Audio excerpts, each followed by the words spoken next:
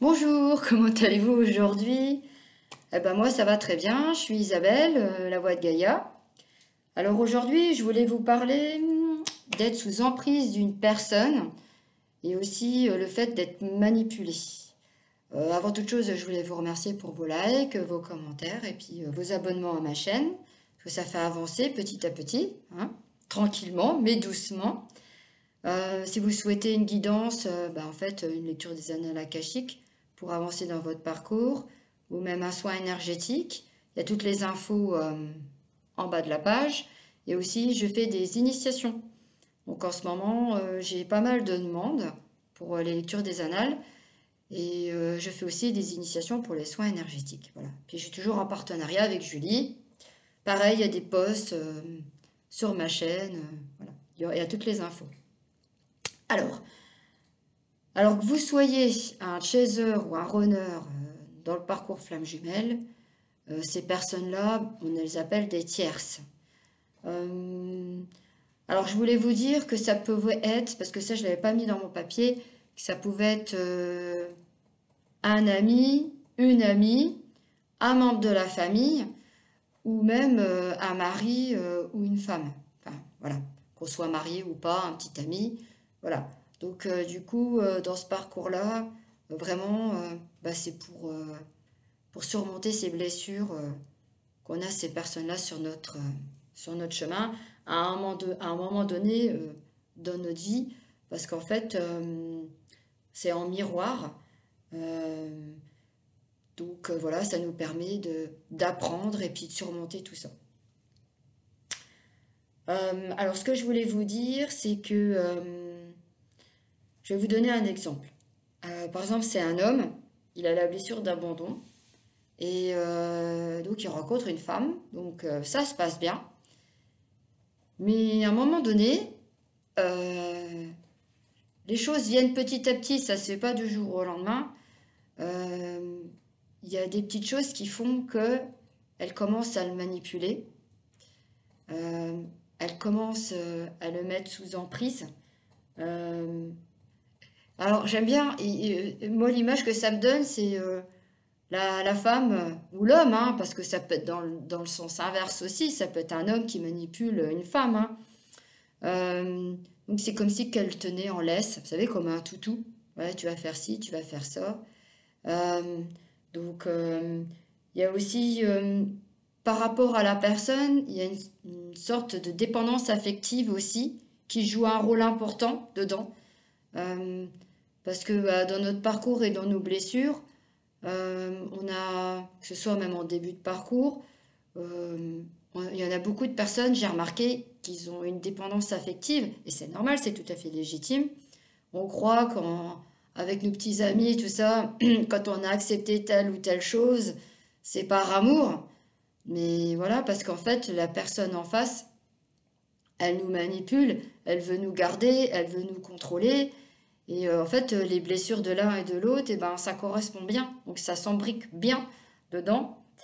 Et c'est vrai qu'avec la dépendance affective, bah, ça joue un tout aussi. Bah, il y a plein de choses aussi autour qui fait que l'emprise prend de l'ampleur, que la manipulation prend de l'ampleur.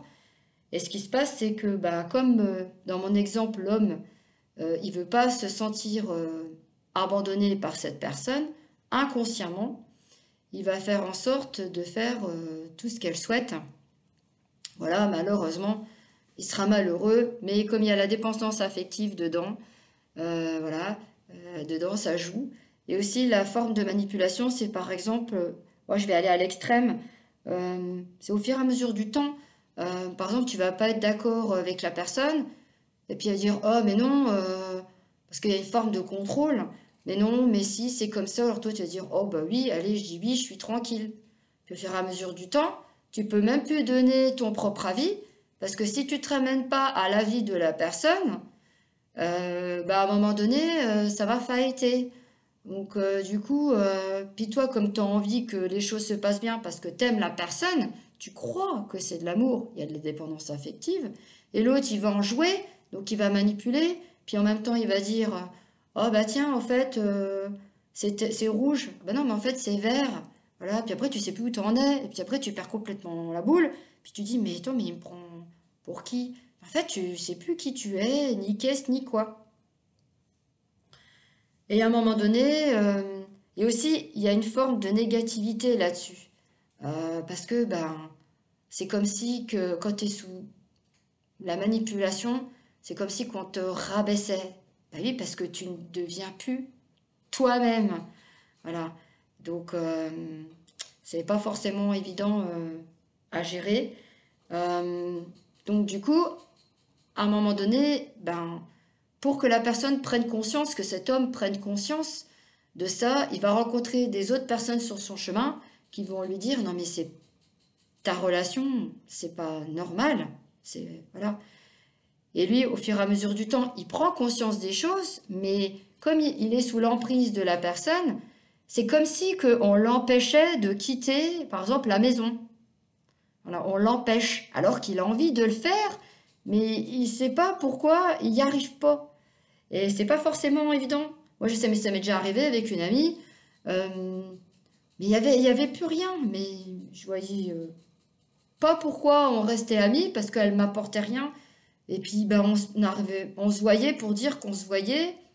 Puis, sans plus que ça, en fait, fallait que ça soit préétabli, les choses à l'avance, qu'on ne fasse pas différemment et qu'il fallait pas qu'on fasse ci parce qu'il y avait ça et ci et ça. Et moi, à un moment donné, j'ai dit, c'est bon, quoi. J'ai dit, la vie, c'est pas fait pour qu'on se mette des barrières partout. J'avais envie, avec cette personne, bah, de ne plus avoir de contact avec, mais j'arrivais pas à sortir les mots pour lui dire, ben, ouais, tiens, mes ressentis font que j'ai plus envie d'être avec toi. Elle va pas comprendre. Donc, j'ai réussi à expliquer que, ben, on n'était plus, j'avais avancé plus qu'elle sur mon chemin et qu'elle, elle avait avancé, mais pas assez. Donc, c'est en un couple, hein. Si à un moment donné, il y en a un qui avance plus que l'autre, ben, ça va pas, il y a un déséquilibre. Donc, à un moment donné, la personne, elle va partir. Voilà. Et la personne qui n'a pas trop avancé va rencontrer encore une autre personne et ils avanceront aussi au fur et à mesure. Donc, c'est tout le temps comme ça, c'est répétitif. Donc, du coup, cet homme, il prend conscience. Ok, mais il va falloir qu'il surmonte ça. Donc le fait de rencontrer d'autres personnes, et même quand on fait les lectures des annales, la personne a la conscience, mais elle n'est pas prête encore à le faire parce qu'il y a plein d'enjeux autour. Des fois, il y a l'argent, il y a les enfants et tout ça, il y a la emprise. Et donc après, il y a des déclics qui se font parce que les guides, ben, ils ne les laissent pas tomber, voilà, ils les font avancer. Donc cet homme, à un moment donné, crac, il se dit, ça y est, là, j'en peux plus, je m'en vais. Donc c'est bon, c'est qu'il a pris conscience de ça. Et c'est que aussi, le fait aussi que dans le couple, quand on a pris conscience des choses, quand on commence à dire à la personne aussi, oui, je ne suis pas d'accord. Oui, j'en ai marre. Oui, je veux être moi-même.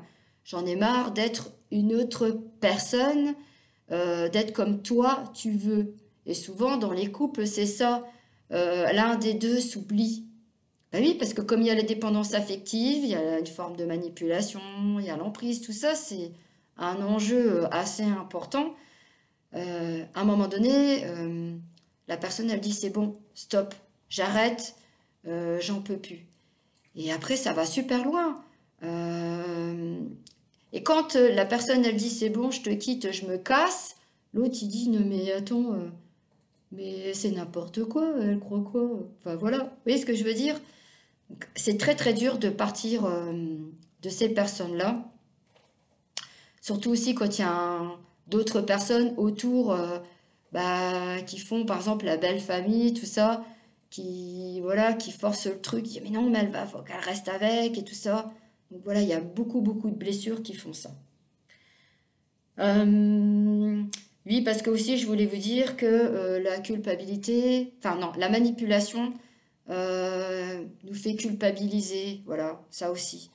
Donc on perd complètement son identité. Parce que la personne avec la blessure du rejet, quand elle rencontre par exemple aussi, c'est une forme de manipulation hein, et d'emprise, ça arrive qu'elle rencontre un pervers narcissique.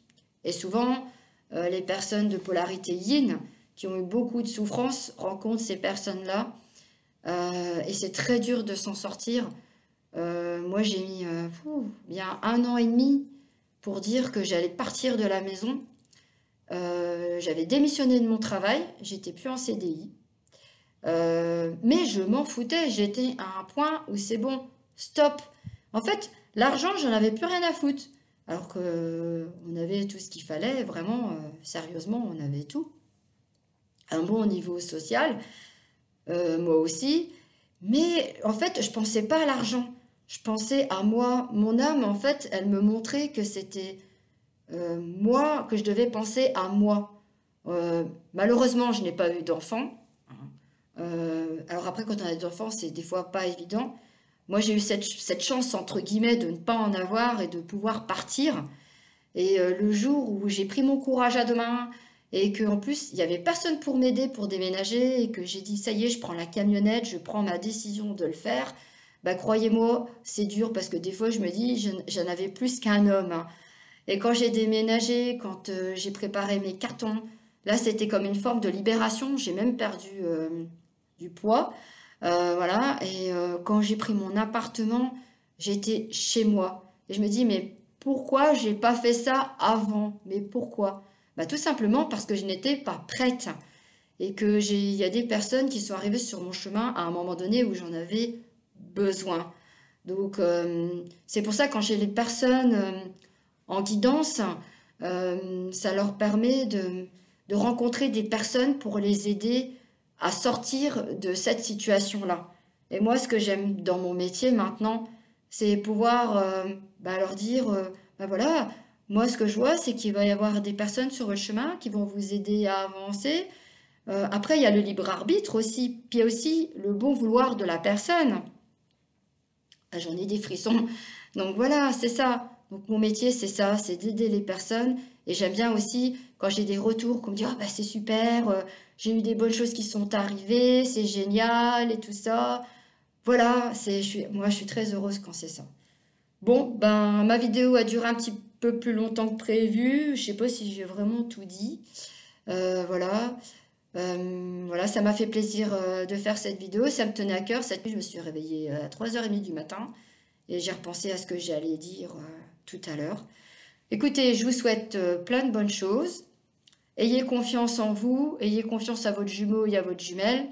Gardez la foi, gardez espoir. Quoi qu'il arrive, il y a toujours de belles choses qui arrivent sur votre route. De l'amour, de l'amitié, de la joie et du bonheur. On le mérite tous. Je vous souhaite une très belle journée et à plus tard. Bye bye.